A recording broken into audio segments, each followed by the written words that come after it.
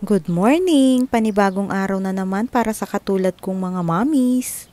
Dalawa lang pala kami ni Bunso dito sa boarding house ngayon. Ang aga nga naming nagising. Ang ganda na nga ng sikat ng araw sa labas. Si Kuya nauna na ngang umuwi sa amin sa La Union, sumabay na sa kapatid kong bumaba. Gusto na nga rin sumama ni Bunso kay Kuya kahapon. Kaso hindi pa nga kami pwedeng bumiyahe. Nilagnat at may ubo-sipon pa siya kaya kailangan pa niyang magpagaling ng kaunti. Inayos ko nga muna itong higaan namin habang si Bunso ay nanonood sa laptop. Pagkatapos, nagluto na rin pala ako ng breakfast namin at kumain na rin kami. Habang nga nagluluto ako kanina ay sinalang ko na yung labahin ko sa washing machine. Inubos ko rin pala yung kape ko bago ako maghugas ng mga platong nagamit namin. Chinek ko nga muna itong labahin ko kung tapos na, may 6 minutes pa kaya naghugas muna ako.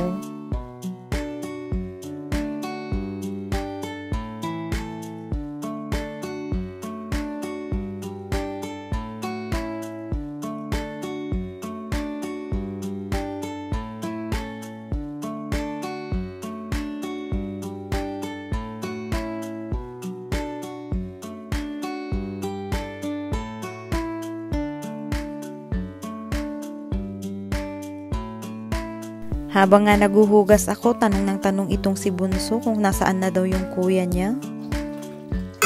Wala pa daw si kuya, kailan daw siya uuwi dito? Hahanapin din pala yung kuya niya pag wala dito. Samantalang pag dalawa lang sila dito, hindi sila nagpapansinan. Pagkatapos ko ngang maghugas ng mga plato, nakapagsampay na rin pala ako ng mga labahin ko. Natuyo na rin pala yung mga nilaban ko nung huli, kaya kinuha ko na rin ng matiklop na. Nung matapos ko na nga lahat ng mga ginagawa ko ay nilabas ko na nga itong assignment ni Bunso para magawa na rin namin.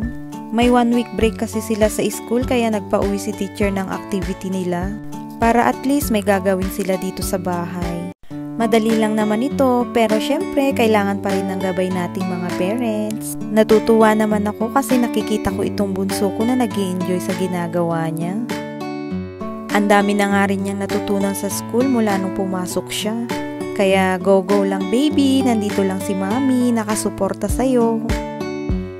At hanggang dito na lang muna for today's video.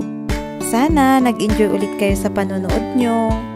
Huwag kalimutang mag-follow para magkita pa tayo sa mga susunod ko pang mga upload. Mag-iingat po tayong lahat. God bless po. Bye!